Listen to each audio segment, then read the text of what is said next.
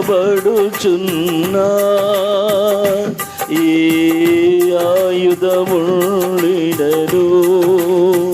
నాకు విరోధమై వర్ధిల్లదు అని చెప్పిన మాట సత్యం.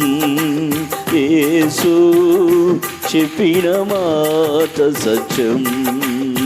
నాకు విరోధమై వర్ధిల్లదు అని చెప్పిన మాట సత్యం.